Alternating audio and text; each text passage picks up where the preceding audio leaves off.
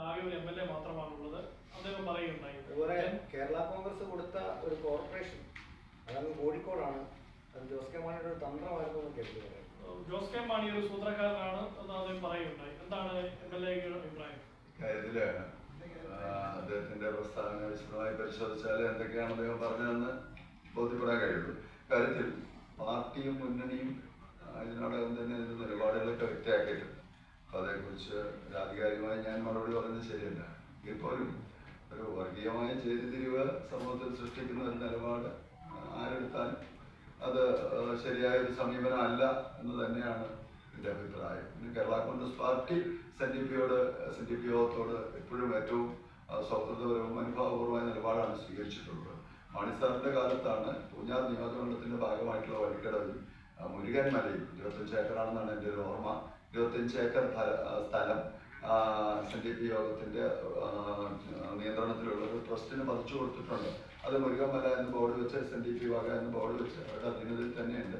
അത് മാണിസാറ് കൊടുത്തിട്ടുണ്ട്. എന്നാൽ അവിടെ തൊട്ടടുത്തുള്ള കുരിശുമലയ്ക്ക് കേവലം 4 ഏക്കർ മാത്രമാണ് പട്ടയം നൽകിയിട്ടുള്ളൂ. അതിപ്പോൾ അടുത്ത ആൾ പരിശോധിച്ചപ്പോൾ കുരിശുമല അച്ഛന്മാരൊക്കെ എൻ്റെ അടുത്ത് വന്നിരുന്നു. ഒരു പ്രധാന പ്രശ്നം ചൂണ്ടിക്കാണിക്കുന്നു. ഈയിടെ ഡിജിറ്റൽ സർവേ വന്നു. ഡിജിറ്റൽ സർവേ വന്നപ്പോൾ ഒരു വലിയ പ്രശ്നം അവർ അഭിമുഖീകരിക്കുക. ഈ പള്ളി ഇരിക്കുന്നത് പട്ടയ ഭൂമിയിലാണ്. അത് കഴിഞ്ഞ് അവർക്ക് നൽകിയിരിക്കുന്ന പട്ടയം ആ പള്ളിയുടെ ബാക്കിലേക്കാണ്. ഈ ബാക്കി ഭാഗം എന്ന് പറഞ്ഞാൽ വലിയ കൊടും കൊക്കയാണ്. ഒരാൾക്ക് പോലും ഇറങ്ങിപ്പോലും പോകാൻ വയ്യാത്ത, വല്ല വരച്ചുട്ടെ പോയി ചാടാൻ ഇറങ്ങിപ്പോലും പോകാത്ത കൊക്കയുടെയാണ് പട്ടയം. പള്ളിയുടെ മുൻവശത്തിരിക്കുന്ന കുരിശ് പോലും അല്ലാത്ത ഒരു സ്ഥിതിയുണ്ട്. അപ്പം അതുകൊണ്ട് അങ്ങനെ എന്തെങ്കിലും ഒരു വിവേചനപരമായ സമീപനം കേരള കോൺഗ്രസ് ഒരു സമുദായത്തോടും സ്വീകരിക്കാറില്ല. കേരള കോൺഗ്രസ് എല്ലാ സമുദായത്തോടും ഒരേ സൗഹൃദവും ഒരേ സമീപനവും സ്വീകരിക്കുന്ന കേരളത്തിലെ തികഞ്ഞ മതേതര നിലപാട് കെ മാണി സാർ അതാണ് പഠിപ്പിച്ചിട്ടുള്ളത്. അതാണ് ജോസ് കെ മാണിയുടെ കാലത്തും ഞങ്ങൾ അതേ നിലയിൽ പിന്തുടർന്നുകൊണ്ടിരിക്കുന്നത്.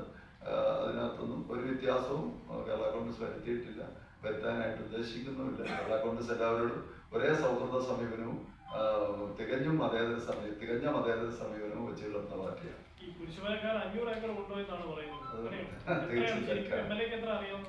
എന്റെ അറിവിൽ 4 ഏക്കറിന്റെ ഭൂമി മാത്രമേ അവർക്ക് പട്ടയം കിട്ടിയിട്ടുള്ളൂ.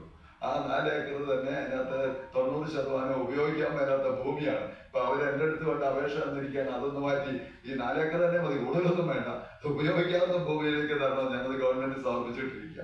ഈ 4 ഏക്കർ കിട്ടിയെന്നുള്ളത് ശരിയാണ്, പക്ഷെ അഗാധമായ കൊക്കയാണ് 4 ഏക്കർ. അതൊന്ന് മാറ്റി തിരുത്തി ഉപയോഗിക്കാവുന്ന ഭൂമിയാക്കി തരണം എന്ന് പറഞ്ഞ് അവർ അപേക്ഷ ചെയ്യാം. അല്ല 500 ഏക്കർ ഒന്നും കൊടുത്തില്ല. അത് പരിശോധിച്ചാലേ പറയാൻ കഴിയുള്ളൂ. ഞാൻ പറഞ്ഞല്ലോ, എന്റെ ഓർമ്മയിൽ നിന്നാണ് ഞാൻ പറഞ്ഞത് 25 ഏക്കർ ഭൂമി പതിച്ചു കൊടുത്തിട്ടുണ്ട്. അതിനകത്ത് തർക്കമില്ല. മുരുകൻ മലയെന്ന നാമം നമുക്ക് ആർക്കും തർക്കം. അതിന്റെ ബാക്കി വിശദാംശങ്ങൾ പരിശോധിക്കാതെ പറയാൻ കഴിയില്ല.